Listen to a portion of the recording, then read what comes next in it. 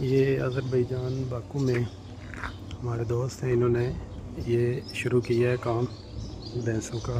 और इस तरीके से यहाँ पे इन्होंने गाय और भैंसें रखी हुई हैं। माशाल्लाह बड़ा ज़बरदस्त काम है ये इनका। अल्लाह ताला बरकत दे। इस तरीके से जो है ना हमने इसको आगे यहाँ पे जनाब ये मुर्गियाँ और इस तरह ये पूरा सेटअप है। मुर्गियाँ हैं, ये देखें जनाब देसी मुर्गियाँ, और ये भरपूर तरीके से इनकी यहाँ फार्मिंग है। ये इनका बाग है और पूरा जो है ना इनका सेटअप है। ये देखें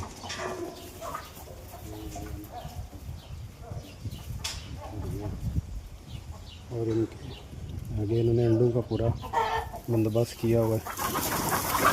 माशाल्लाह बेहतरीन यानी पूरा सेटअप यहाँ पे है।